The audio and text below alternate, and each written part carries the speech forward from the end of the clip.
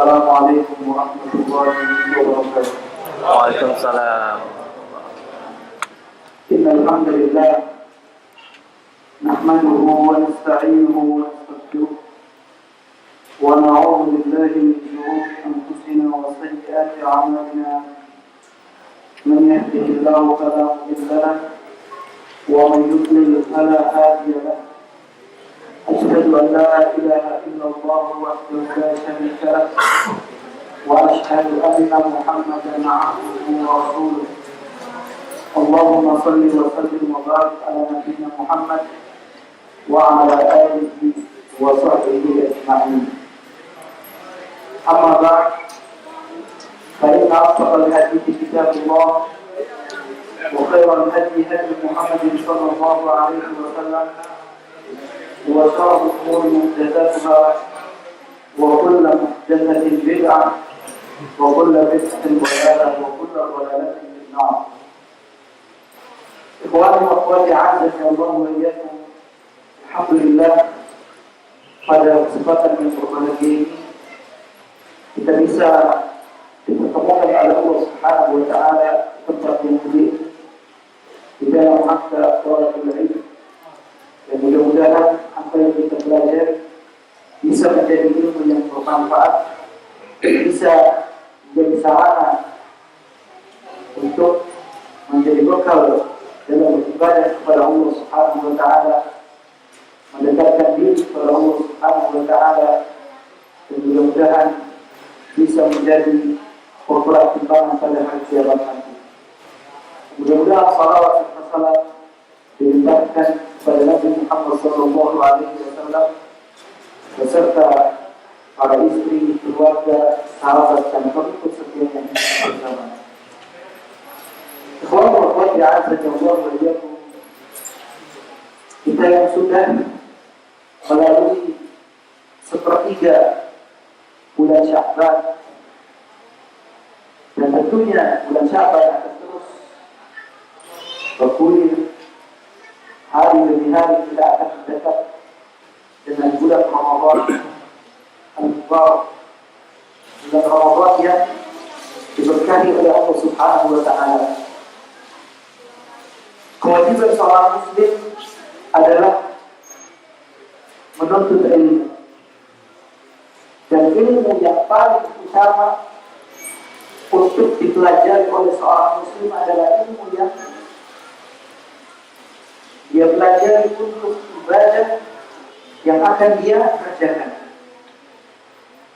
Seorang muslim yang akan melaksanakan sholat, maka sudah menjadi kewajiban baginya mempelajari tentang kaifiat sholat, mempelajari tentang tata cara sholat, karena dia akan melaksanakan salat. Demikian pula bagi orang yang akan melaksanakan ibadah haji, maka dia kewajiban untuk mempelajari bagaimana manasik haji.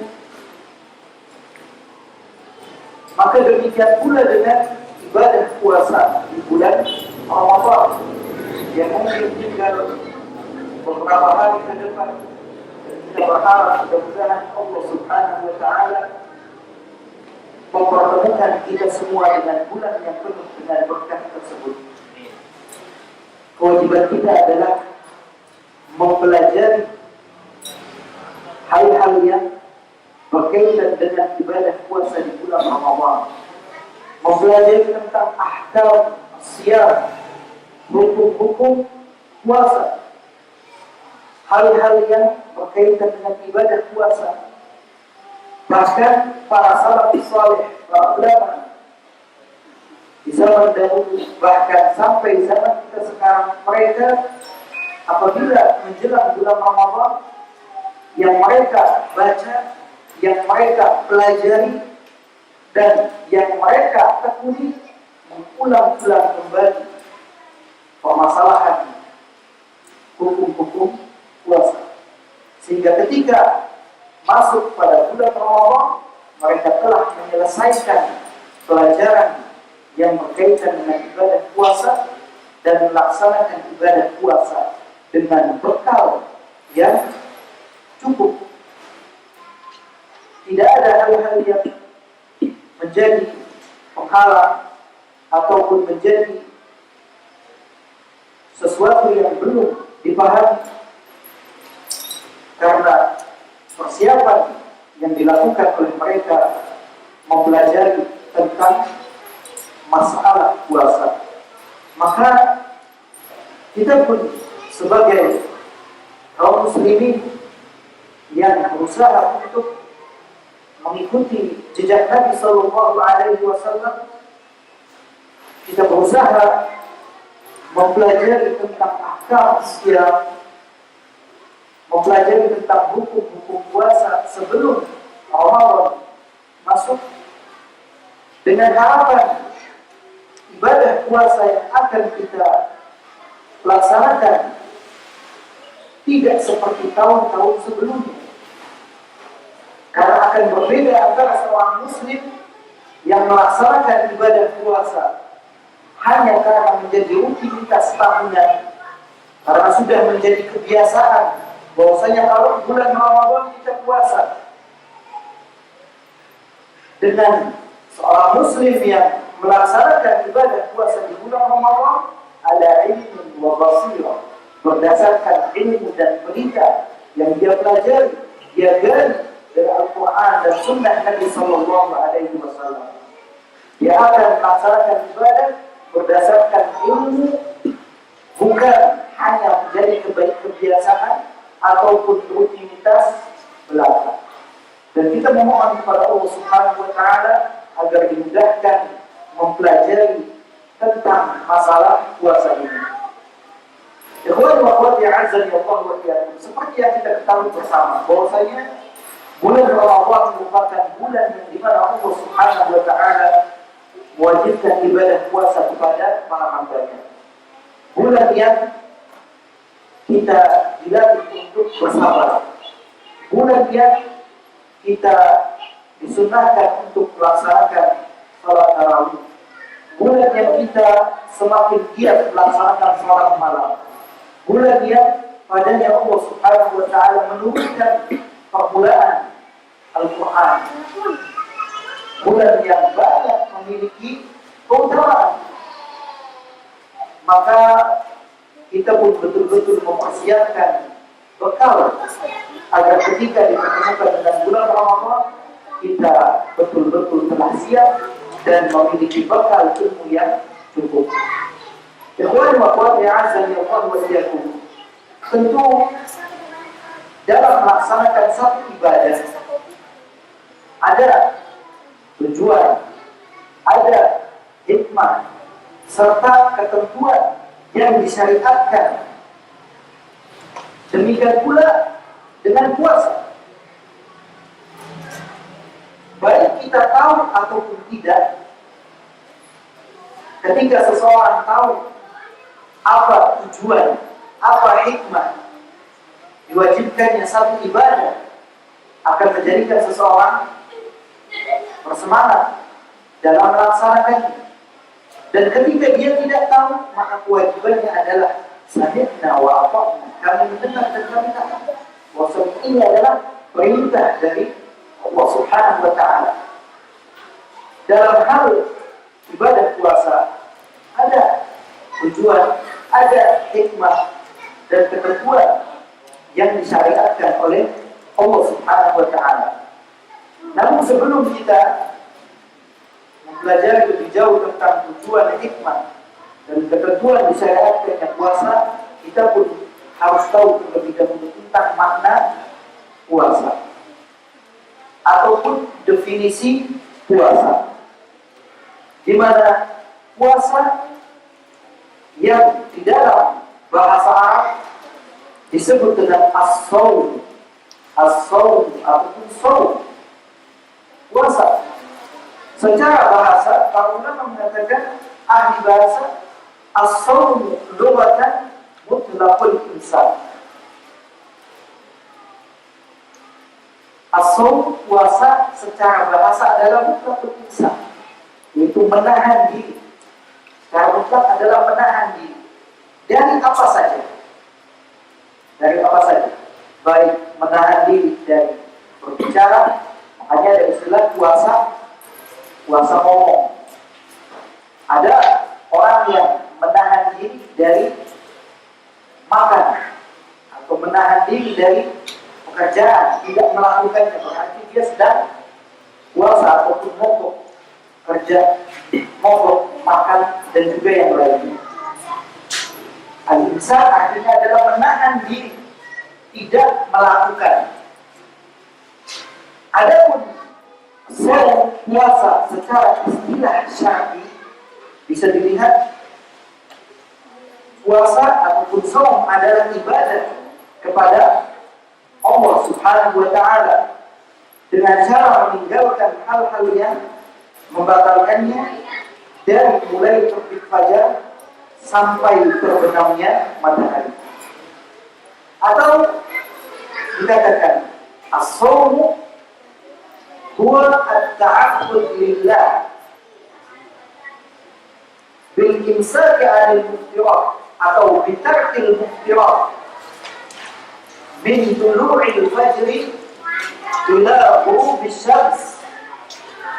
Tentunya ma'aninya puasa secara istilah syar'i, istilah dalam syariat adalah at-ta'abbud lillah, beribadah kepada Allah.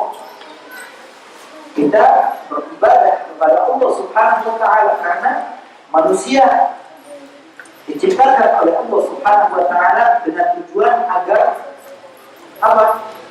Beribadah kepada Allah Subhanahu wa Ta'ala. Wa ma khalaqtul jinna wal insa illa liya'budun. Dan tidaklah aku ciptakan jin dan manusia kecuali untuk beribadah kepada Allah Subhanahu wa Ta'ala. Ta'abbud lillah, beribadah kepada Allah dengan cara apa? Kita beribadahnya dengan cara bil imsaki 'anil muftirat, dari menahan diri, tidak melakukan atau bitarkil muftirat, meninggalkan hal-hal yang membatalkan puasa.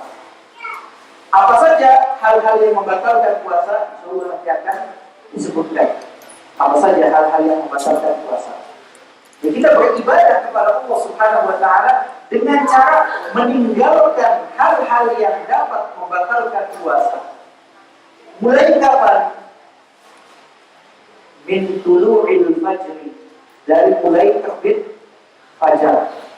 Kapan terbitnya fajar? Yaitu ketika dikumandangkan azan untuk sholat subuh. Pada saat dikumandangkan azan untuk sholat subuh, maka pada saat itulah kita mulai menahan diri untuk tidak melakukan hal-hal yang membatalkan puasa. Berarti sebelumnya 10 menit, 5 menit, atau 15 menit kita masih boleh makan. Walaupun misalkan di masjid-masjid banyak dikumandangkan apa? Imsak artinya menahan diri. Selama belum terbit fajar, masih belum ada kewajiban untuk imsak.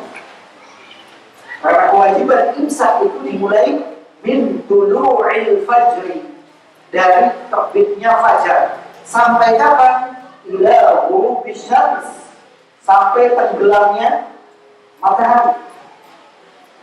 Jadi kita beribadah kepada Allah dengan meninggalkan hal-hal yang membatalkan puasa dari mulai terbit fajar sampai tenggelam matahari. Kalau seandainya ada yang mengatakan, ini mah puasa zaman dulu, sekarang saya mau merevisi, kita puasanya dari mulai tenggelamnya matahari sampai terbitnya fajar, dibalik dari maghrib sampai subuh. Kan enak, kita tinggal tidur, bangun-bangun, buka puasa.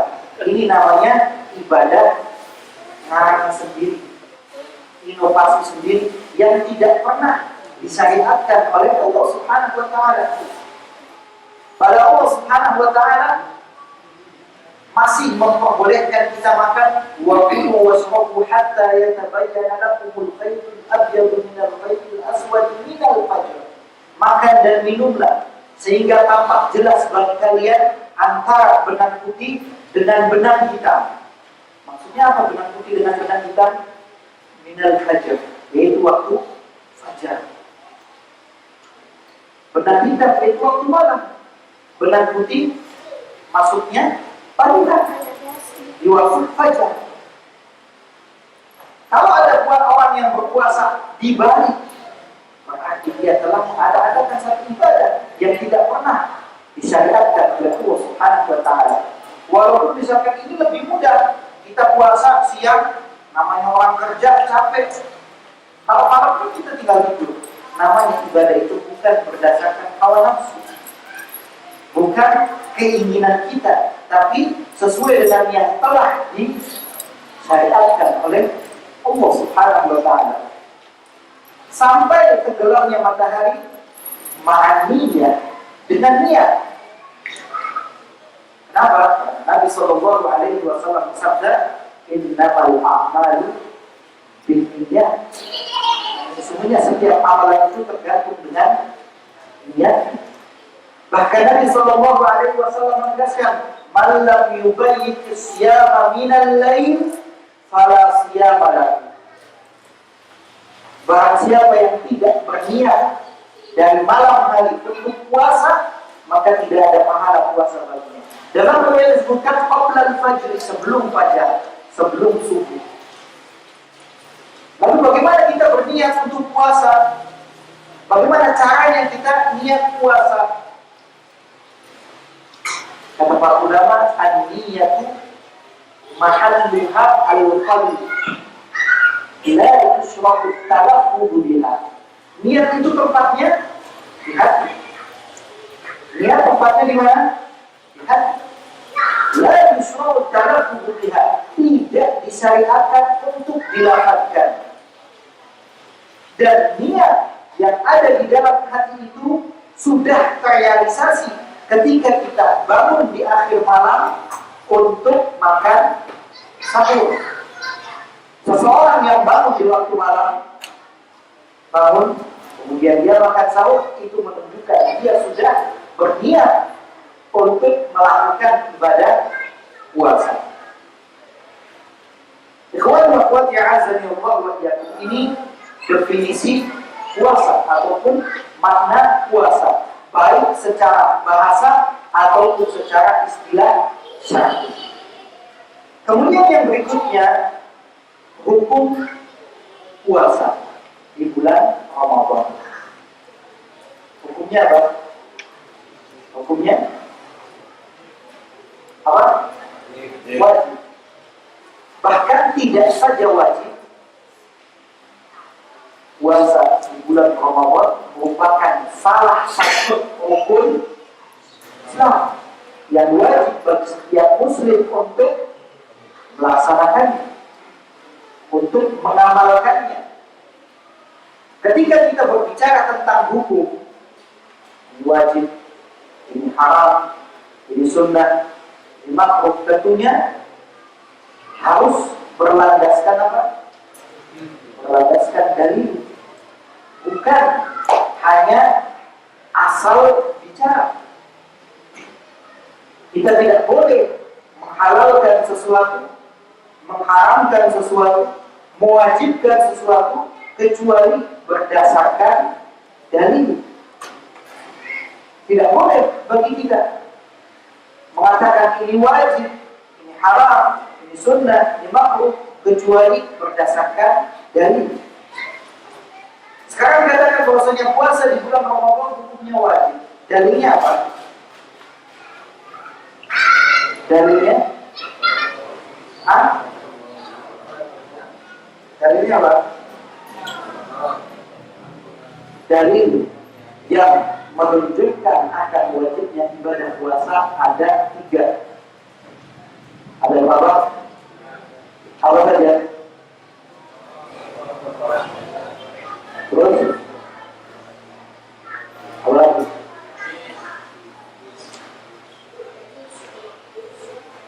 Tiga, apa?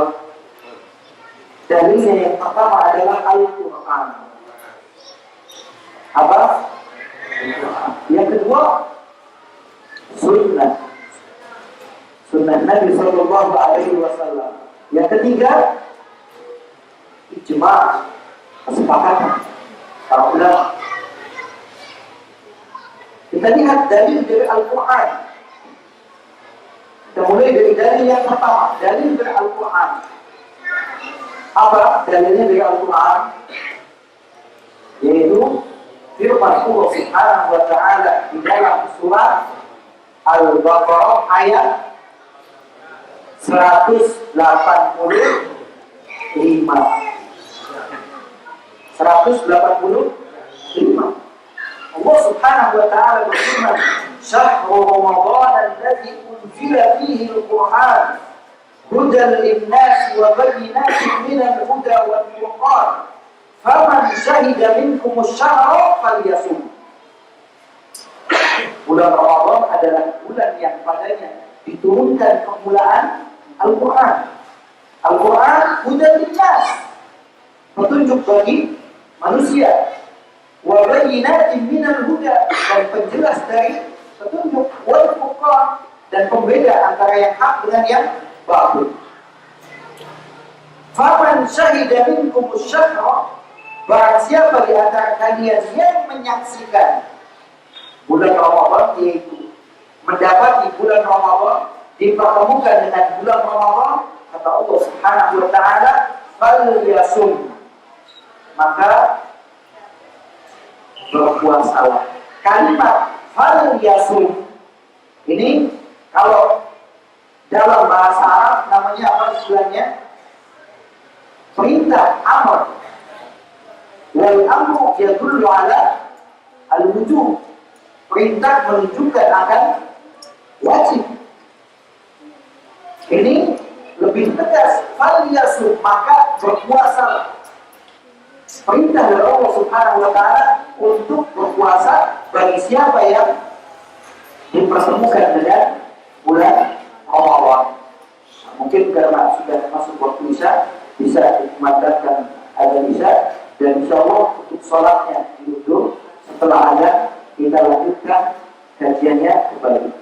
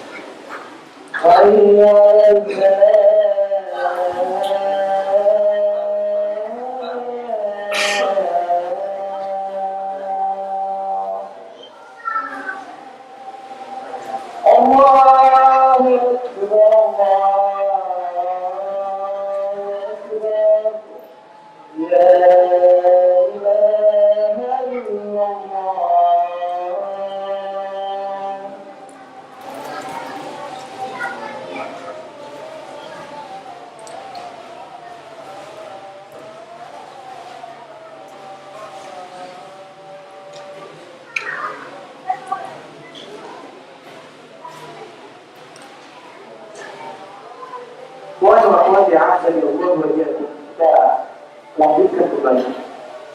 Jadi sudah disampaikan dari yang pertama dari Al-Quran adalah surat Al-Baqarah ayat 185. Kemudian di antara dalil lain dari Al-Quran juga dari surat Al-Baqarah, yaitu ayat sebelumnya, ayat 183. Ya ayyuhalladzina amanu kutiba alaikumus syiyam kama kutiba 'alal ladzina min qablikum la'allakum tattaqun. Wahai orang yang beriman, telah diwajibkan atas kalian berpuasa sebagaimana diwajibkan atas orang-orang sebelum kalian agar kalian bertakwa. Ini di antara ayat lain yang menunjukkan akan diwajibkannya ibadah puasa. Kemudian dalil yang kedua apa? Sunnah Nabi Sallallahu Alaihi Wasallam. Di antaranya adalah hadis yang diriwayatkan oleh Imam Bukhari dan Muslim. Buniyal Islamu ala khams. Syahadati an la ilaha illallah wa anna Muhammadan Rasulullah wa iqamis shalah wa ita'iz zakat wa shaum Ramadan wa hajjil bait wa hajj baitillahil haram. Islam itu dibangun di atas 5 bangunan. Yang pertama yaitu mengucapkan 2 kalimat syahadat yang bersaksi bahwasanya tidak ada yang berhak untuk ibadah secara benar kecuali Allah, dan dia bersaksi bahwasanya Nabi Muhammad Sallallahu Alaihi Wasallam adalah utusan Allah. Kemudian yang kedua mendirikan salat, yang ketiga menunaikan zakat, yang keempat berpuasa di bulan Ramadan, dan yang kelima melaksanakan ibadah haji ke Baitullah.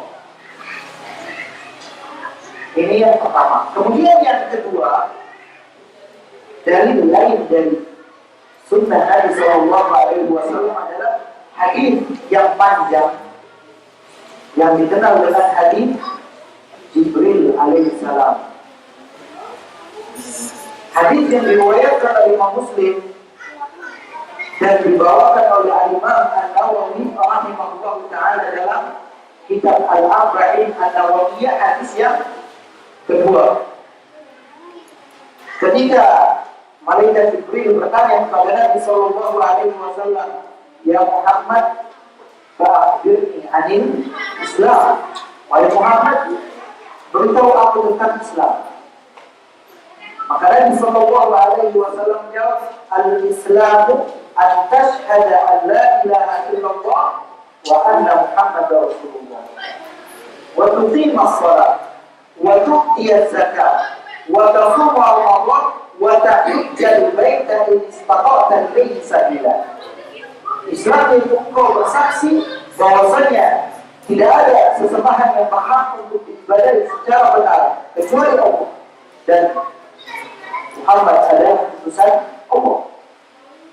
Engkau mendirikan salat, menunaikan zakat, dan melaksanakan puasa di bulan Ramadan, serta melaksanakan ibadah haji jika engkau mampu. Dan tentunya masih banyak hadis-hadis lain yang menunjukkan akan wajibnya ibadah puasa di bulan Ramadan. Namun 2 hadis tadi cukup sebagai contoh. Kemudian dalil yang ketiga adalah dalil dari apa? Ijma', yaitu kesepakatan para ulama, di mana para ulama dalam seluruh madhab baik Hanafi, Maliki, Syafi'i dan Hambali sepakat akan wajibnya ibadah puasa di bulan Ramadan. Bahkan para ulama dari setiap madhab membawakan di dalam kitab-kitab mereka, seperti halnya Imam Nawawi dalam kitab Al-Majmu', Syarah Al-Muhadzab, dan kitab yang lainnya. Kemudian Imam Ibnu Qudamah dalam kitab Al-Mughni, Syarah Al-Kabir, dan kitab yang lainnya, serta ulama yang lainnya. Mereka membawakan bahkan di dalam kitab-kitabnya mengatakan faqad ajma'atul ummah ala wujubi shaum Ramadan. Umat telah sepakat, umat Islam sepakat akan wajibnya ibadah puasa di bulan Ramadan. Dengan dalil-dalil ini menunjukkan bahwasanya ibadah puasa di bulan Ramadan tentunya adalah wajib, bahkan termasuk salah satu dari rukun Islam. Ikhwan wa akhwat ya'azzani Allah wa iyyakum. Setelah kita mengetahui hukum puasa beserta dalilnya, tentu dari setiap ibadah yang diwajibkan oleh Allah Subhanahu wa taala memiliki tujuan. Di mana tujuan utama Allah Subhanahu wa taala mewajibkan ibadah puasa di bulan Ramadan sebagaimana tadi disebutkan di dalam surat Al-Baqarah ayat 183, la'allakum tattaqun, agar kalian bertakwa. Ini adalah tujuan utama. Kenapa Allah Subhanahu wa taala mewajibkan ibadah puasa kepada kita? Agar kita menjadi hamba-hamba Allah Subhanahu wa taala yang bertakwa. Dan selain tujuan utama ini ada tujuan-tujuan lain. Kenapa Allah Subhanahu wa taala mewajibkan ibadah puasa? Yang diantaranya adalah yang pertama, diwajibkan ibadah puasa di bulan Ramadan agar kita bisa meraih pahala yang besar dan memperoleh ganjaran yang banyak. Sebagaimana dalam hadis qudsi Allah Subhanahu wa taala berfirman, "As-siyamu li wa ana ajzi bi." Puasa itu untukku dan aku yang akan memberikan pahalanya secara langsung. Kalau Allah Subhanahu wa taala mengatakan saya yang akan memberikan pahalanya, maka tidak ada batasan. Allah Subhanahu wa taala tidak membatasi, tidak seperti amalan lainnya. Dan dikatakan kullu amal ibni Adam lahu yudha'af al-hasanatu bi asyri amsalha. Setiap amalan anak Adam itu untuknya dan akan dilipat gandakan. Satu kebaikan akan dilipat gandakan menjadi 10 kali lipat. Bahkan ila sab'imi'ati dhifin, sampai 700 kali lipat. Namun kata Allah Subhanahu wa taala mengecualikan illa shaum, illa siyam, kecuali puasa.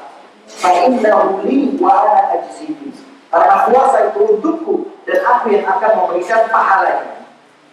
Tidak dibatasi. Bisa jadi seseorang akan memberikan pahala yang jauh lebih banyak daripada 700 kali lipat saja.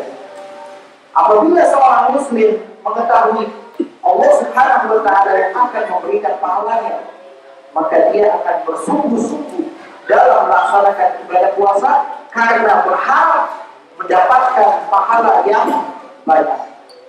Kemudian tujuan yang lain, yang kedua, kita sebagai manusia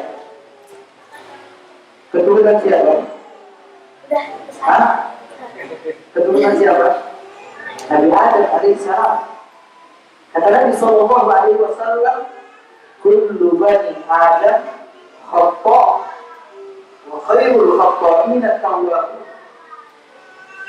Seluruh atau setiap anak Adam banyak melakukan kesalahan, dan sebaik-baik yang melakukan kesalahan adalah yang bersegera untuk bertobat kepada Allah Subhanahu wa taala. Ada di sini yang tidak pernah melakukan kesalahan, yang tidak pernah melakukan dosa, ada? Tidak ada. Sehebat apapun dia, sebanyak apapun ilmunya, pasti melakukan kesalahan dan dosa. Mungkin kita dari jalan menuju ke rumah, sudah berapa dosa yang kita lakukan? Dosa mata, dosa lisan, dan juga dosa-dosa yang lain. Belum kita bertaubat dari dosa ini, sudah melakukan dosa yang lain. Karena kita manusia banyak melakukan dosa, maka Allah Subhanahu wa taala di antara tujuan mewajibkan ibadah puasa supaya bisa menghapus dosa-dosa kita. Nabi sallallahu alaihi wasallam bersabda dalam hadis yang diriwayatkan oleh Imam Bukhari dan Muslim, hadis muttafaq alaih, "Man shoma Ramadan imanan wahtisaba ghufira lahu ma taqaddama min dhanbihi. Barang siapa yang berpuasa di bulan Ramadan karena keimanan, yaitu dia meyakini, beriman bahwasanya ini adalah perintah dari Allah dan Allah yang akan memberikan pahalanya. Wahtisaban, dan dia mengharapkan pahala hanya dari Allah Subhanahu wa taala semata. Apabila seseorang melaksanakan ibadah puasa di bulan Ramadan dengan dua dasar tadi, ghufira lahu ma taqaddama min dhanbihi, diampuni dosa-dosa yang telah lalu. Dosa-dosa yang kita kumpulkan selama setahun, setiap hari, mungkin sehari, belanjaan dosa kita sudah bertahun-tahun. Kita setiap hari belanja dosa nggak sengaja. Berapa banyak dosa yang sudah kita lakukan dengan diwajibkannya puasa sebulan penuh. Ada tujuan yaitu untuk menghapus dosa-dosa yang telah kita buat. Kemudian tujuan yang ketiga, agar kita membiasakan diri taat kepada perintah Allah Subhanahu wa taala dan perintah Rasulnya sallallahu alaihi wasallam, serta berlatih meninggalkan hal-hal yang disukai untuk meraih ridha Allah Subhanahu wa taala. Meninggalkan hal-hal yang disukai seperti apa? Makan, minum. Ada yang nggak suka makan? Hah? Ada yang nggak suka makan, nggak suka minum? Atau mungkin maaf, jima antara suami istri, dia tinggalkan. Ini adalah hal-hal yang dia senangi, yang dia sukai dan halal kalau di luar bulan Ramadan. Tapi ketika di bulan Ramadan siang hari, dia meninggalkan apa yang dia sukai supaya bisa mendapatkan ridho Allah Subhanahu wa taala. Ini di antara tujuan supaya kita bisa berlatih, membiasakan diri mentaati Allah Subhanahu wa taala dan Rasulullah sallallahu alaihi wasallam. Kemudian selain tujuan ada hikmah. Ada hikmah kenapa Allah Subhanahu wa taala mewajibkan ibadah puasa. Yang tentunya sangat banyak hikmah tersebut. Sangat banyak. Namun di antaranya ada yang pertama, diwajibkannya ibadah puasa di bulan Ramadan agar kita bisa merasakan sakitnya lapar.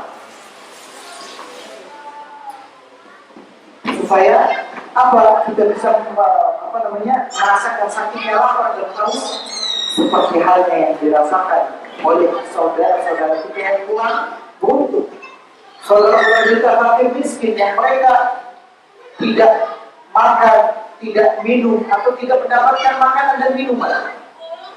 Seperti halnya saudara-saudara kita yang terusir dari negaranya, meninggalkan negaranya, dalam perjalanannya mungkin tidak makan, tidak minum, sehingga ketika sampai di satu tempat, sampai di negara kita, ketika diberikan makan, begitu tangis air mata yang terkurai melihat makanan yang diberikan oleh saudaranya. Mungkin bagi seseorang yang dia selalu dalam keadaan kecukupan, tidak pernah merasakan kekurangan, makan tidak pernah telat, demikian pula minum, dia tidak merasakan bagaimana sakitnya lapar. Dan hal ini akan menyebabkan hatinya menjadi keras dan melupakan saudara-saudaranya yang kurang beruntung. Namun ketika dia melaksanakan ibadah puasa, walaupun waktunya dari subuh sampai maghrib, dia akan merasakan bagaimana sakitnya lapar dan haus. Ketika dia merasakan itu, hatinya akan menjadi penuh. Dia teringat dengan saudara-saudaranya yang kurang beruntung, fakir miskin yang tidak mendapatkan makanan, dan akan menggerakkan hatinya untuk membantu mereka. Ini antara hikmahnya kenapa kita diwajibkan ibadah puasa, agar orang-orang kaya juga merasakan bagaimana lapar, bagaimana haus, seperti yang dirasakan oleh fakir miskin. Kemudian hikmah yang lain, yang kedua, yaitu dengan berpuasa dapat mempersempit ruang gerak setan. Karena setan bergerak pada aliran darah manusia, sebagaimana yang disabdakan oleh Nabi Sallallahu Alaihi Wasallam, "Inna syaitana yaitu milik Adam majrad dam. Sesungguhnya setan berjalan pada aliran darah manusia. Dengan berpuasa akan mempersempit ruang gerak setan dan kita akan terjauhkan dari godaan setan yang selalu mengajak untuk durhaka kepada Allah Subhanahu wa taala supaya bisa menjadi temannya di neraka. Waliyahulillah. Kemudian yang ketiga yaitu hikmah diwajibkan ibadah puasa agar kita bisa memperbanyak ibadah dan mendekatkan diri kepada Allah Subhanahu wa taala seperti ibadah-ibadah yang lainnya. Ikhwani wa akhwati azani Allah wa iyyakum. Kemudian yang berikutnya ketentuan diwajibkan atau tidaknya berpuasa. Tentunya dalam melaksanakan satu ibadah ada ketentuan-ketentuan yang ditetapkan di dalam syariat. Apa saja? Yang pertama, bahwasanya puasa itu diwajibkan bagi setiap muslim, baligh, aqil, mustaqim,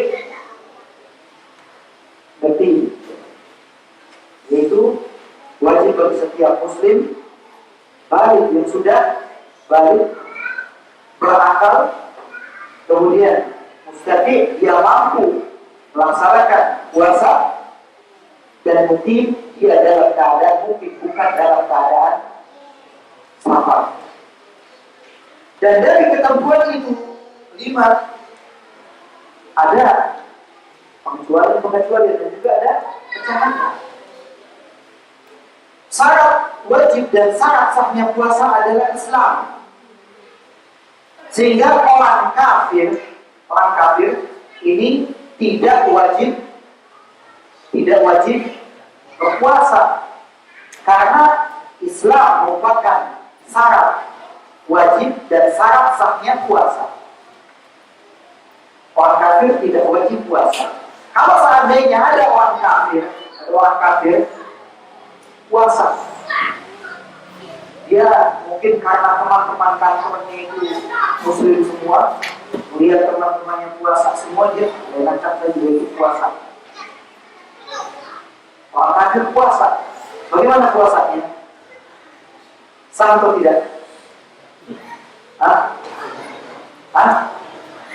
Orang kafir berpuasa, maka puasanya tidak sah. Dan ada orang kafir yang mereka puasa bulan Ramadan itu puasa. Ada yang bilang saya ingin puasa sebulan terbesar sama seperti muslim. Walaupun dia jarakkan sebulan, 3 bulan puasa juga gak ada manfaatnya sama sekali. Tidak sah puasanya. Dan orang kafir tidak wajib untuk qadha apabila dia masuk Islam. Sebagai contoh, kita punya tetangga, misalkan punya tetangga, alhamdulillah sini katanya kompleknya muslim semua. Ada di tempat-tempat lain bahkan mungkin kebanyakannya memiliki tetangga orang kafir. Misalkan tetangganya orang kafir masuk Islam, puasa baru dapat 20 hari atau mungkin 25 hari. Lebaran tinggal 4 atau 5 hari misalkan. Tetangganya kafir masuk Islam. Apa kewajibannya? Setelah dia masuk Islam, wajib untuk sholat, wajib untuk puasa. Berarti dia puasa berapa hari ke depan? 4 atau 5 hari, karena ada puasa 29 hari, kadang 30 hari. Dia puasa. Misalkan 5 hari, karena misalkan puasanya selama 30 hari Ramadan. Dia puasa 5 hari itu lebaran. 25 hari yang dia tidak berpuasa ini tidak ada kewajiban atasnya untuk mengqadha. Jangan nanti mentang-mentang kita tetangganya kita ingin berbuat baik, setelah lebaran kamu punya utang puasa 25 hari kan? Ini tidak ada kewajiban. Kenapa? Karena ketika itu dia dalam keadaan kafir, belum masuk Islam, tidak ada kewajiban. Sehingga ketika sudah berlalu, maka Harus. Dia hanya wajib melaksanakan yang tersisanya saja.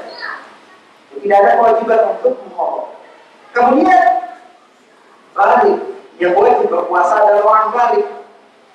Karena dulu hanya syarat wajib saja, bukan syarat sah. Sehingga kalau misalkan ada anak kecil yang belum balik berpuasa, maka puasanya sah tidak? Anak kecil belum balik, sah atau tidak? Sah.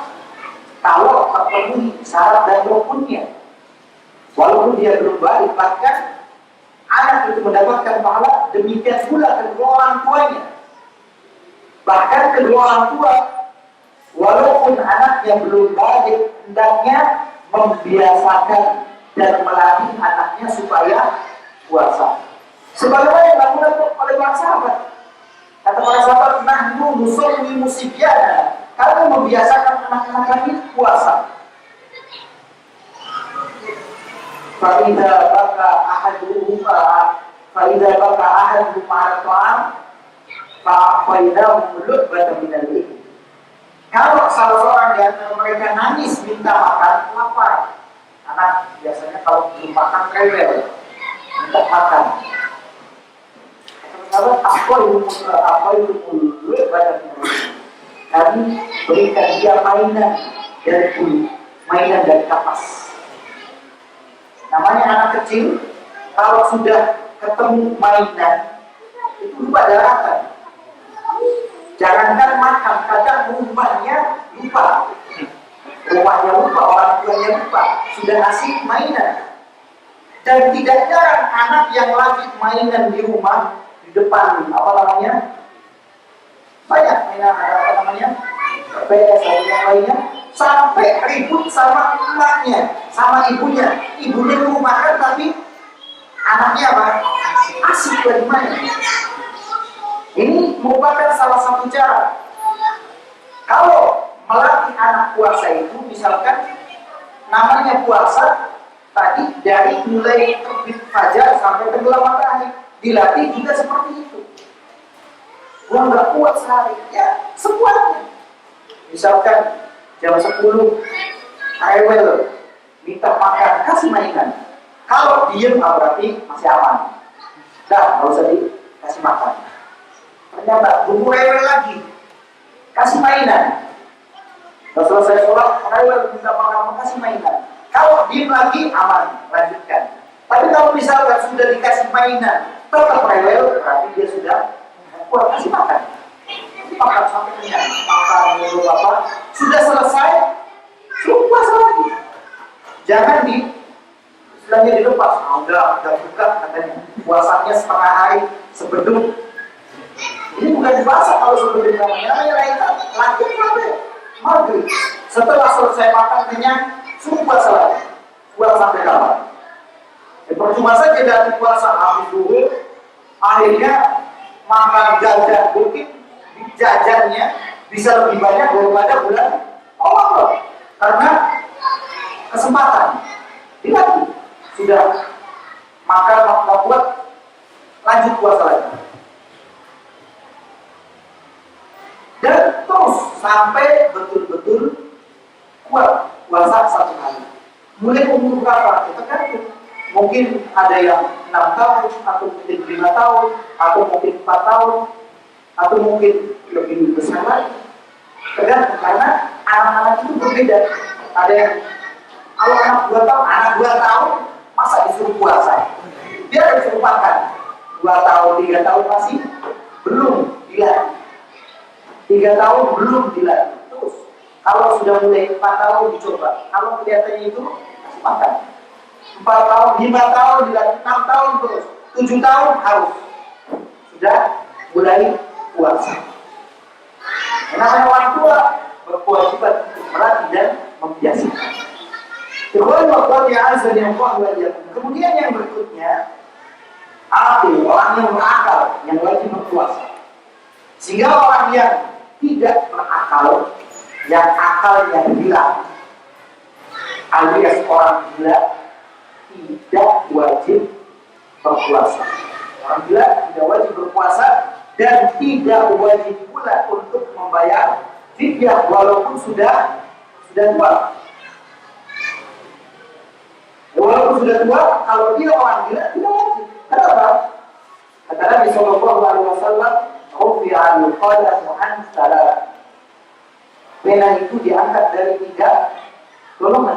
Yang diantaranya anil majnuni hatta yufid, dari orang gila sampai dia waras, sampai dia sembuh dari gila.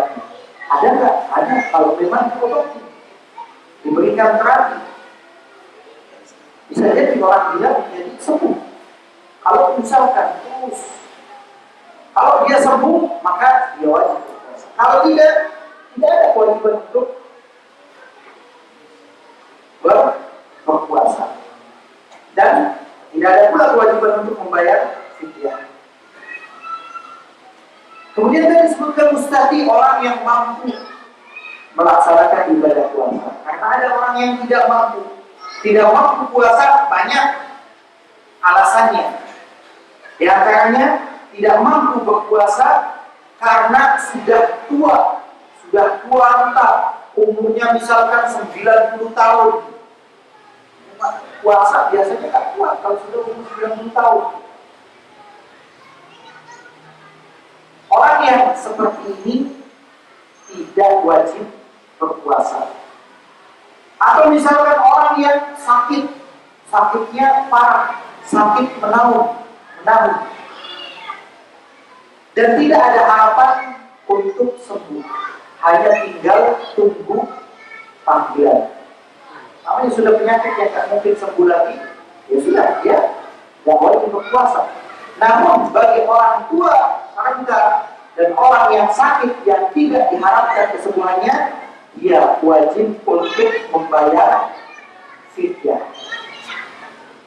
Dengan cara apa membayar fidyah? Yaitu dengan cara memberi makan 1 orang miskin setiap harinya.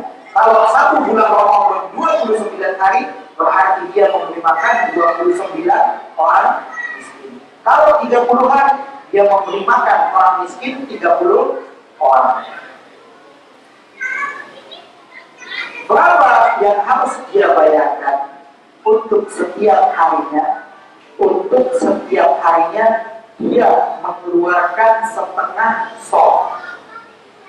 Setengah sok menurut Syekh Fauzan hafizahullah ta'ala yaitu 1,5 kilo. 1,5 kilo. Ini kalau diberikan dalam bentuk beras yang masih mentah.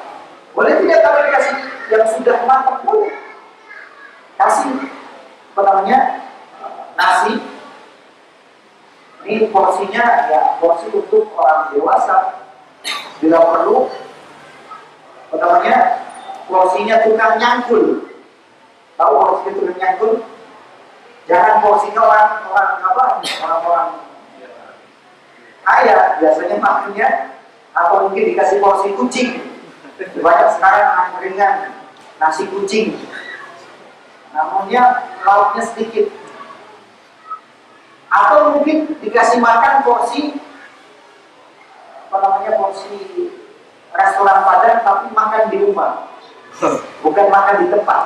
Karena beda kan antara kita makan di situ dengan makan untuk dibawa pulang. Dibawa pulang mungkin bisa untuk 2 orang atau 3 orang. Tapi kalau makan di situ ya porsinya porsi kucing. Kasih makan nasi yang cukup, mungkin bisa untuk 2 orang atau mungkin dia makan sendirian kenyang beserta lauk-lauknya.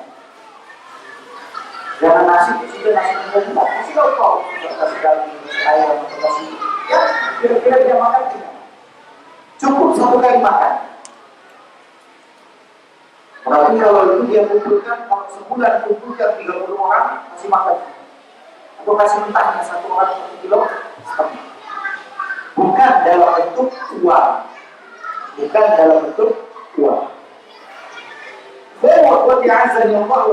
Kemudian yang berikutnya ada orang yang tidak kuat puasa karena mendadak sakit. Baru puasa dapat seminggu sudah KO, sakit, dan sakitnya parah, bawa ke rumah sakit. Dia nggak kuat puasa. Terlebih kalau misalkan kata dokternya kamu jangan puasa dulu, ini bahaya. Dia boleh tidak puasa, tapi wajib untuk mengqadha pada hari yang lainnya.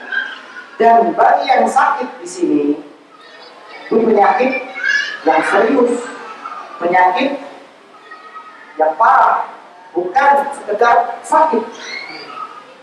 Kalau misalkan saya besok nggak puasa dulu, kenapa? Kepalanya agak pusing. Atau misalkan flu, namanya orang flu atau agak pusing masih kuat puasa. Atau mungkin saya besok nggak puasa, saya tadi jatuh seleo kakinya, sakit. Ini bukan penyakit yang membolehkan seseorang untuk tidak berpuasa. Atau yang lebih parah lagi, saya nggak puasa kenapa? Saya sakit paru misalkan. Ini tidak boleh. Bahkan bila perlu, kalau dia merasa sakit, dia tanya ke dokter. Seorang dokter Muslim yang tipe yang amanah. Kita tanya, apakah penyakit saya ini memungkinkan untuk puasa? Terus kata dokter, Bapak puasa aja. Berarti kita walaupun sakit harus puasa. Karena dokter lebih ahli, lebih tahu. Kalau kata dokternya, sementara jangan puasa dulu, kenapa? Ini bahaya. Kalau kita tidak puasa, jangan mengambil keputusan sendiri, merasa saya sakit, saya tidak puasa. Buktinya orang-orang yang nggak masuk kerja saja sakit, bawa apa? Surat keterangan dokter. Tidak, bahkan kadang nggak sakit juga beli surat keterangan dokter. Supaya apa? Nah, ini dalam masalah ibadah kita harus sungguh-sungguh. Kalau kita merasa sakit, tanya dokter yang ahlinya. Kita bukan ahlinya. Kita nggak tahu apakah penyakit kita ini masih memungkinkan untuk puasa atau tidak. Jangan main putusin sendiri. Saya sakit, orang sakit nggak wajib puasa. Tidak. Kita tanya kepada ahli. Kalau yang ahli bilang, sementara jangan puasa dulu. Dan ini harus Muslim, dokternya harus yang mana. Kalau misalkan dokternya dokter kafir, jangan langsung percaya. Boleh jadi dia ingin mengganggu ibadah kita. Kalau yang bilang dokter kafir, kita cari dokter yang Muslim supaya yakin. Kemudian yang berikutnya, dan ini yang banyak dipertanyakan, wanita hamil dan ibu menyusui. Ini masalah wanita hamil dan ibu menyusui ini banyak kasusnya. Wanita hamil dan ibu menyusui apabila merasa berat untuk berpuasa karena kehamilannya atau karena sedang menyusui atau takut atas keselamatan anaknya, maka ia boleh berbuka. Maksudnya boleh untuk tidak berpuasa. Tapi apa yang wajib untuk dilakukan, para ulama berbeda pendapat. Di antara mereka termasuk Syekh Muhammad bin Shalih Al-Utsaimin rahimahullah taala yang ada dalam buku ini, mengharuskan untuk mengqadha puasa yang ditinggalkannya di saat ia mampu melaksanakannya. Jadi mengqadha, wajib mengqadha saat mampu untuk melaksanakannya. Kemudian sebagian ulama yang mengatakan cukup dengan membayar fidyah, tidak harus mengqadha. Lalu mana yang awal, gimana yang kuat? Bagi yang mengatakan wajib mengqadha, yang kuat adalah mengqadha. Yang mengatakan cukup dengan fidyah, yang kuat adalah cukup dengan fidyah. Dan ini adalah permasalahan yang diperselisihkan oleh para ulama. Sehingga kita pun harus tahu ini ternyata masalah fidyah. Namun pendapat pertengahan yang lebih wasat, yang lebih pertengahan yaitu dan yang memberikan kemudahan adalah dengan cukup membayar fidyah. Karena tadi yang mengatakan wajib mengqadha, dia wajib mengqadha pada saat mampu. Kalau seandainya ada wanita hamilnya baru 4 bulan, masuk bulan puasa, dia coba puasa jam 9 pagi, itu beliau kayak bintang semua, bintang-bintang. Kalau bintang-bintang pusing, nggak kuat puasa karena lagi hamil. Kalau lagi misalkan masih kehamilan umur muda, akhirnya nggak kuat puasa. Dicoba lagi nggak kuat, akhirnya nggak puasa 1 bulan. Nanti kita puasa sebulan, 30 hari atau mungkin 29 hari. Sebulan berarti umur kehamilannya berapa? 5 bulan. Hamil berapa bulan? 9 bulan. Setelah 9 bulan melahirkan, tentunya menjalani nifas. Ada yang seminggu, ada yang 2 minggu, ada yang 3 minggu, bahkan ada yang sampai 40 hari. Selesai, bahkan dari mulai melahirkan dia menyusui berapa lama? Haulain kamilain liman arada yutimma 2 tahun sempurna bagi orang yang ingin menyempurnakan persusuan. Baru muslim setahun sudah hamil lagi. Apa mau bayar puasa? Ada nggak yang seperti itu? Banyak. Baru nyusuin karena belum setahun sudah hamil lagi. Kapan dia mau bayar puasa? Terus itu hutangnya. Ini dosa. Tidak boleh kita menunda-nunda bayar puasa sampai masuk Ramadan berikutnya. Dan bagi orang yang memilih hutang puasa sampai masuk Ramadan berikutnya, dia berdosa besar. Wajib untuk bertobat, membayar puasanya ditambah dengan membayar fidyah. Makanya kalau dia sudah bayar fidyah supaya tidak punya tanggungan. Dia ada pengen puasa belum apa-apa sudah hamil lagi, dia tidak akan membayar puasanya. Kemudian yang berikutnya, wanita haid atau nifas. Wanita yang sedang haid ataupun nifas tidak boleh berpuasa, bahkan haram hukumnya untuk berpuasa. Namun dia wajib untuk mengqadha puasa yang ditinggalkan. Kemudian yang berikutnya, seseorang yang tidak mampu berpuasa dikatakan di dalam kondisi darurat. Dalam kondisi darurat, contohnya apa? Ketika seseorang ingin menyelamatkan orang yang akan tenggelam atau rumahnya kebakaran. Misalkan bulan puasa, tetangga kita ada yang kebakaran, di dalamnya ada anak kecil, mungkin ada bayi, mungkin ada orang tua, kakek-kakek. Kita ingin menyelamatkan, masuk ke dalam, panas, susah payah kita berusaha untuk menyelamatkan. Sudah selama semua keluar, kita mau nggak mau harus membatalkan karena sudah tidak kuat, panas segala. Jadi itu boleh batalkan karena kondisinya darurat. Atau misalkan lagi bulan puasa, sore-sore bulan sholat asar, lewat di pinggir sungai, ada anak kecil main-main, tahu-tahu jatuh terseret arus. Kita melihat itu refleks turun menyelamatkan karena arusnya jelas, kita juga kewalahan. Setelah menyelamatkan, kita akan kuat, boleh kita batalkan karena kondisinya darurat, sehingga kita boleh membatalkan. Namun yang seperti itu wajib untuk mengqadha pada hari yang lainnya. Kemudian musafir tidak dalam keadaan mungkin. Yang mungkin wajib, yang tidak mungkin. Kalau musafir dia ingin melaksanakan puasa dan mampu, maka boleh dia berpuasa. Tapi ketika dia tidak kuat, maka dia boleh untuk tidak berpuasa, namun wajib untuk mengqadha.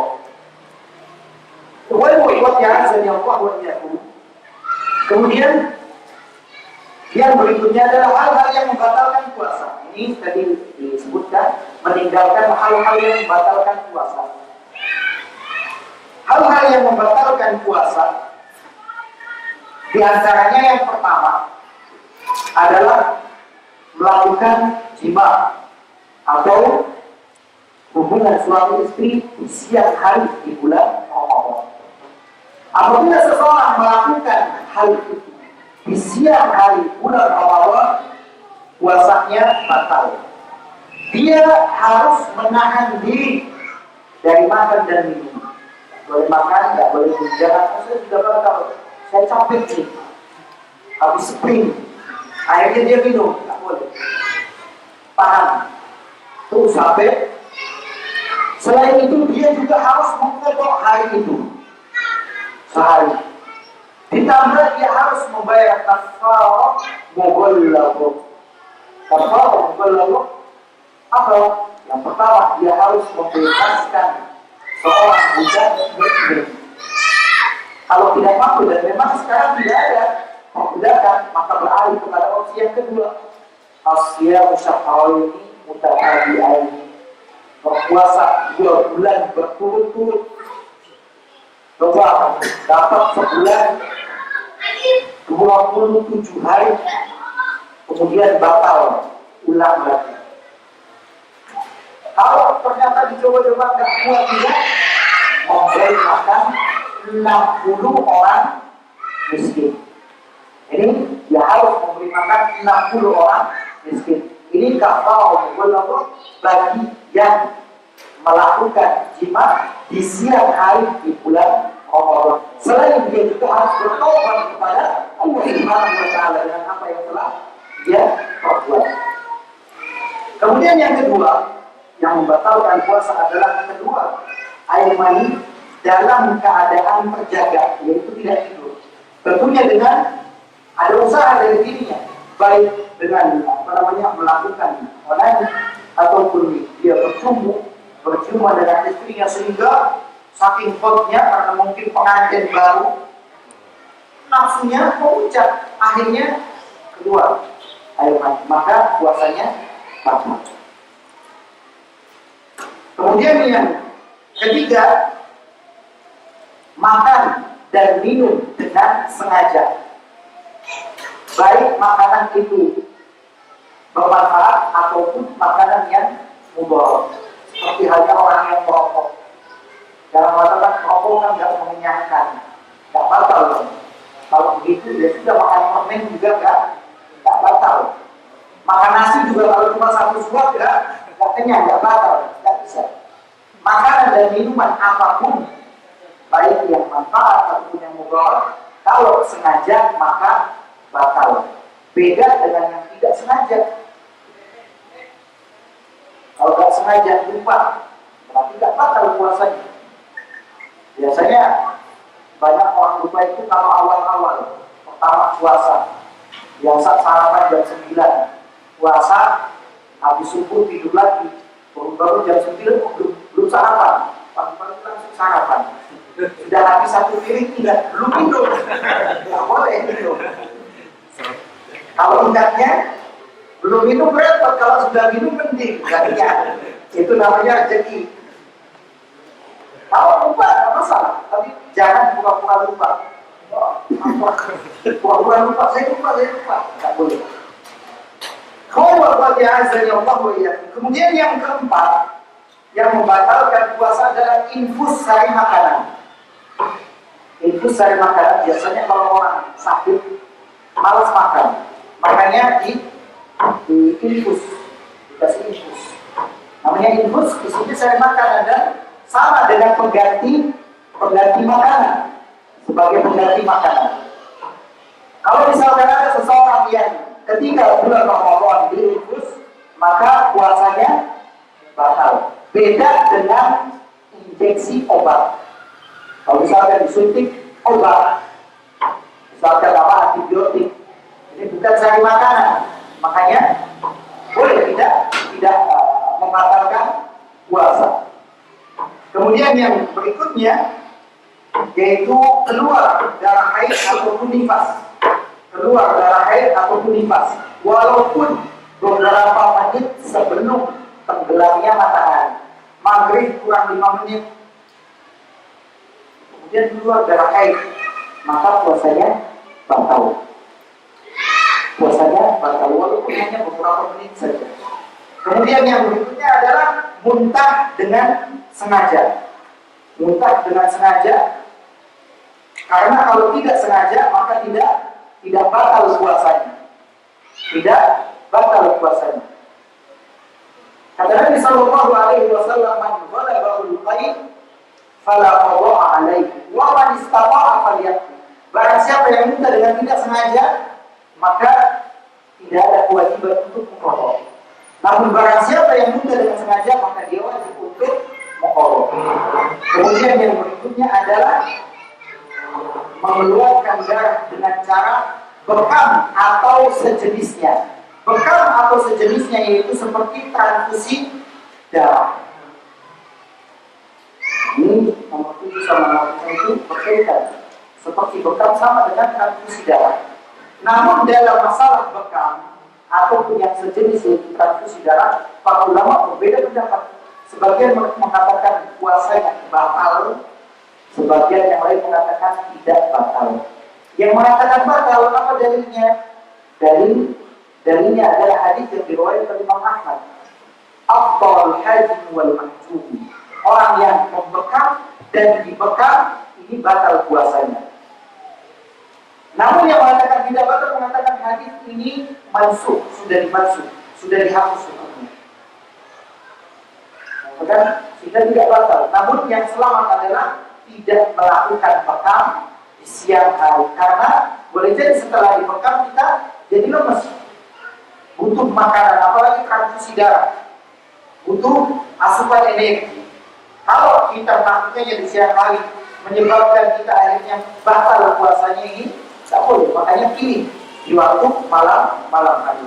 Ikhwan wa akhwat ya'azzani Allah wa iyyakum, sampai jam berapa? Mungkin kita saja kita lanjutkan dengan pertanyaan-pertanyaan barangkali ya.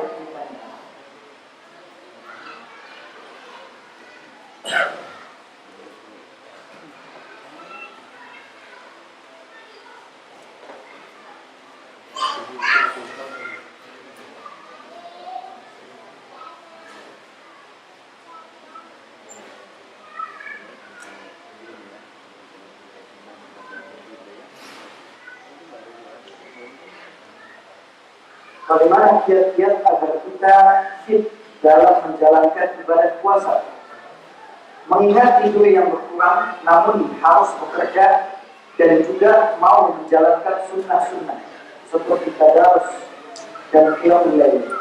Apa ada kiat makanan dan juga cara-cara yang sesuai sunnah Rasulullah SAW agar badan tetap fit mesti bulan Ramadan menjalankan sunnah-sunnah.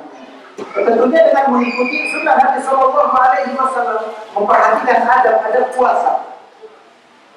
Di antara adab puasa yaitu sahur, dengan mengakhirkan sahur mendekati waktu subuh dan menyegerakan berbuka menggunakan muftar, yaitu kurma setengah matang. Kalau tidak ada, pakai tamar. Tamar adalah kurma yang sudah matang. Tidak ada, pakai air putih. Tidak ada air putih, makanan apa saja yang halal. Jangan buka puasa ambil langsung rokok pertama. Ini dia sebetulnya dari subuh sampai maghrib itu latihan. Bisa kuat, nggak rokok. Kita lanjutin saja buka puasa, makan, sholat, tarawih, pulang tarawih itu nggak ketemu rokok. Besok buka sahurnya mepet subuh, sehingga tidak ada waktu untuk merokok. Sehari bisa, sebulan, sudah sebulan masa nggak biasa. Tinggal melanjutkan saja. Kesempatan untuk berlatih. Dia selain mengakhirkan waktu pada waktu satu menyegerakan berbuka dan memperhatikan adab-adab sunnah-sunnah berpuasa, kita juga ya kita setelah misalkan dia mulai sholat tarawih, kita membaca Al-Quran, memperbaiki Al-Quran, kita istirahat yang cukup. Di antara sunnah Nabi Sallallahu Alaihi Wasallam yaitu tidur segera, tidak begadang. Terlebih begadang yang tidak ada manfaat. Kalau memang sudah tidak ada yang dilakukan, setelah baca Quran itu, sehingga kita bisa bangun di akhir malam, istirahat kita cukup. Selama kita memperhatikan ada puasa, makanan seperti tadi, sahurnya, makan itu makanan, kata Nabi Sallallahu Alaihi Wasallam, ni'ma sahurul mukmin at-tamar. Sebaik-baik sahurnya mukmin itu dengan kurma. Saya kalau nggak makan nasi, ya nggak kuat. Tiap hari aja kalau belum makan nasi, belum sarapan, harus ketemu nasi. Ya silakan, mungkin makan nasinya 1 piring. Yang penting ketemu kurma 3 biji misalkan, atau mungkin 5 atau 7 atau 11 misalkan, nggak masalah. Atau enggak, saya cukup kurma saja, berapa sekilo, silahkan kalau kuat. Saya penting makan nasi 1 piring, bubur kacang 1 mangkok, kurmanya 3 biji, nggak masalah. Yang penting ada disisipkan makan 2 kurma ini. Dikatakan Nabi Sallallahu Alaihi Wasallam, nikmat sahurul mukmin at-tamar. Sebaik-baik sahurnya orang beriman itu dengan kurma. Walaupun kita makan nasi, kita sisipi. Kemudian berbuka juga, kita banyak makan-makan yang dibutuhkan oleh tubuh kita. Allah. Kemudian bagaimana puasa bagi profesi-profesi tertentu? Misal pilot yang menerbangkan rute panjang sehingga waktu puasa menjadi 21 jam per hari. Sedangkan pekerjaan ini terus menerus. Biasanya kalau penerbangan yang panjang jarak jauh tidak setiap hari, mungkin sekali perjalanan di beberapa hari. Dan dalam hal ini, seseorang yang misalkan melakukan hal itu, sahur dan berbukanya mengikuti di mana dia berada. Lalu bagaimana dengan orang-orang yang berada di wilayah-wilayah barat? Puasanya akan lebih panjang. Iya, itu sudah menjadi kewajiban. Karena boleh jadi nanti di musim, kalau ketemunya musim panas, puasanya lebih panjang. Tapi kalau pas ketemu di musim dingin, boleh jadi dia berpuasa hanya 8 atau 6 jam saja. Jadi betul-betul mengikuti waktu setempat. Makanya disebutkan kalau puasa di musim dingin itu adalah puasanya lebih ringan, waktunya pendek, malamnya panjang. Tidur kita sudah capek tidur belum subuh. Kadang di Arab Saudi saja subuh itu sampai jam 6 lebih baru subuh. Maghribnya jam berapa? Jam 5 dan maghrib. Capek kita tidur. Tapi kalau pas musim panas seperti nanti ini, musim panas, maghrib bisa setengah 8 atau jam 8 kurang, subuhnya mungkin jam 4 kurang. Puasanya lebih panjang. Tapi itulah kewajibannya dia mengikuti waktu setempat, karena boleh jadi pada satu saat dia akan mendapati waktu puasa lebih pendek. Wallahu a'lam. Dan kalau misalkan pilot ini tidak kuat karena membutuhkan fitnya itu, berarti dia dikatakan lebih satu bokeh, boleh jadi dia adalah musafir, mengambil hukum musafir ataupun orang yang tidak mampu berpuasa. Jadi dia wajib untuk mengkodok pada hari yang lain. Namun ketika dia off, tentunya mungkin dia akan 2 atau 3 hari dia berpuasa, hingga hutangnya tidak terlalu banyak. Allah. Apakah zikir boleh dikerjakan berjamaah? Boleh. Buktinya sholat tarawih ditutup dengan sholat zikir dan dilaksanakan secara berjamaah. Orang hamil atau menyusui yang batal puasanya, apakah harus bayar fidyah atau mengkodok puasa atau malah harus keduanya? Kalau dia kuat berpuasa atau berpuasa. Kalau misalkan dia tidak kuat puasa, tadi sudah disebutkan ada dua pendapat. Yang pertama, dia wajib untuk mengkodok. Pendapat yang kedua, dia cukup membayar fidyah. Sekarang dilihat, apakah nanti dia mampu untuk mengkodok atau tidak? Kalau tidak, maka cukup dengan membayar fidyah. Tapi kalau mampu, maka dia mengkodok puasanya. Kenapa ketika ada isya tidak berkumandang, kita tidak langsung melaksanakan sholat isya berjamaah dulu, tapi terus melanjutkan kajian, padahal bukannya sholat di awal waktu diharuskan? Siapa yang mengatakan harus di awal waktu? Siapa yang mengatakan harus di awal waktu? Nabi SAW bersabda, sebaik-baik amalan as-sholatu ala waktiha, sholat pada waktunya. Yang disebut ala waktiha, waktu sholat maghrib, yaitu dari mulai matahari tenggelam, setelah matahari tenggelam sampai terbitnya bintang.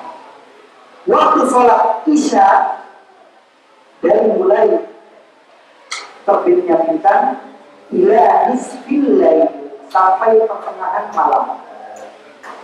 Pernah suatu ketika Nabi SAW mengakhirkan sholat isya.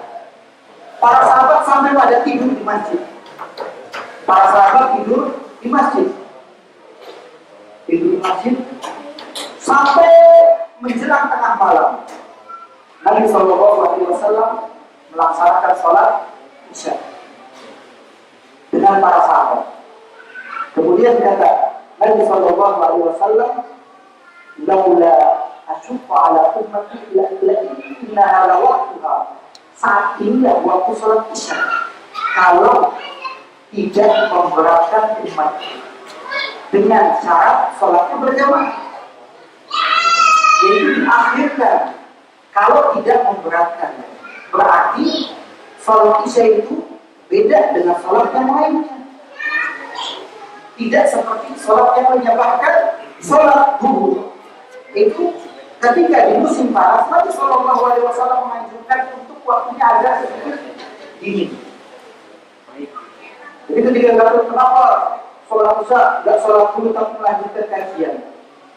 Jadi kalau mau sholat dulu jadi masalah, dan tidak pun nggak masalah karena sama-sama akan melaksanakan secara berjamaah. Kalau misalkan sudah masuk sholat isya, orangnya sudah kumpul, sudah selesai sholat isya, ada orang di rumah, saya menanti saja sholatnya, nunggu waktu yang afdol malam.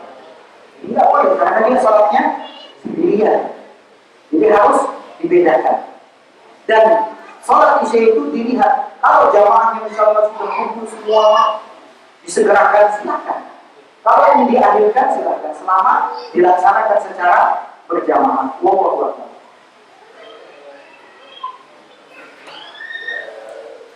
Bagaimana dengan puasa-puasa yang berapa tahun lalu sudah terlewat, kita lupa atau tidak menggantinya apa-apa? Kita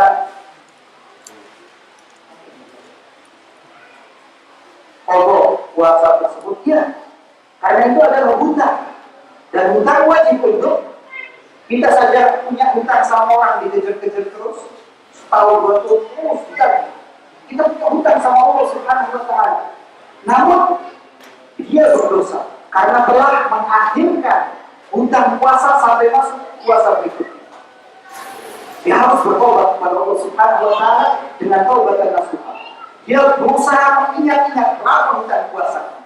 Kalau perempuan bisa pakai perkiraan ini, karena mungkin haid saya biasanya setiap bulan 5 hari. Saya tidak puasa selama 5 tahun. 5 dikali 5 jadi 25. Ini perkiraannya saja. Kalau laki-laki, jadi dia tidak mungkin dia tidak puasa karena sakit. sakit waktu itu saya sekian hari. Bisa. Seseorang berusaha untuk mengingat. Namun dia juga harus membayar fidyah. Yang paling utama dia harus bertobat kepada Allah Subhanahu wa taala terlebih dahulu. Allah. Apakah diperbolehkan berkumur dengan larutan penyegar mulut seperti Listerine atau Abortil siangan karena akan menghadiri pertemuan atau meeting di lingkungan tempat kerja. Listerine itu memiliki apa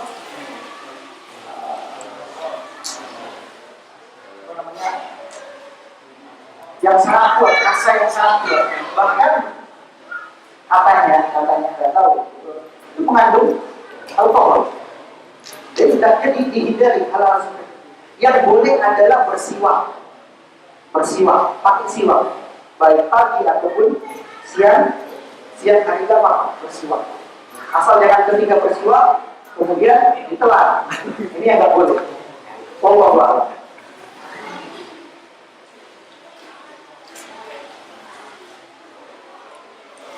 Saya ingin bertanya perihal penetapan satu Syawal. Misal beberapa kelompok berbeda dalam menentukan satu Syawal. Bagaimana seperti ini?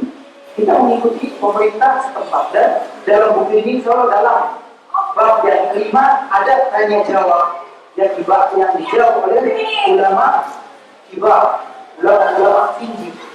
Itu bisa dilihat secara keseluruhan. Kita wajib untuk mengikuti pemerintah karena ketika pemerintah menggunakan ruqyah dalam penetapan awal dan akhir Ramadan. Allah.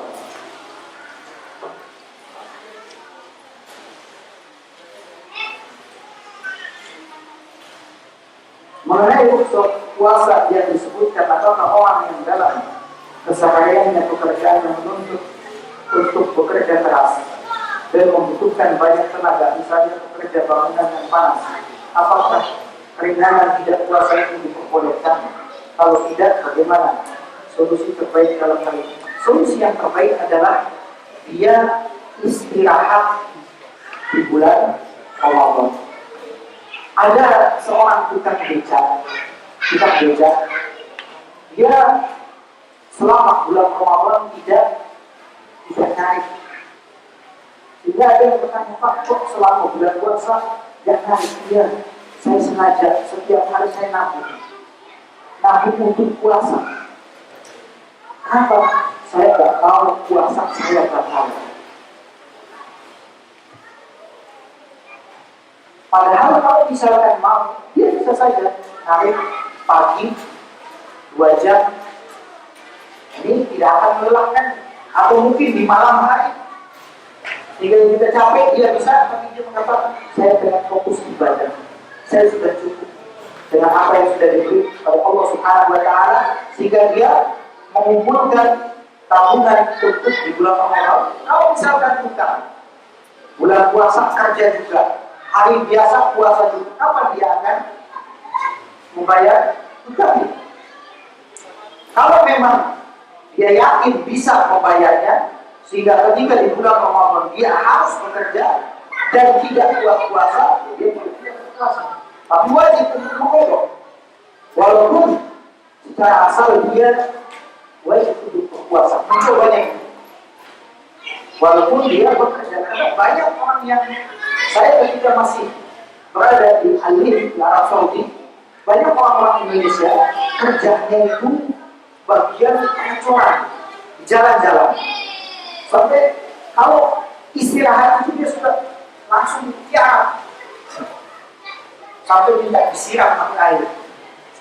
Tapi dia puasa dan mampu. Dan sebetulnya pekerjaan itu tidak menghargai seseorang untuk berpuasa, karena tergantung kita niatnya. Ketika kita niat, insya Allah Subhanahu wa taala akan beri kemudahan. Beda dengan kita nggak niat, kita puasa kerja biasa saja. Tapi ketika nggak niat puasa, jam 9 perasaan itu sudah jam 10 sudah nggak kuat, karena kita nggak niat.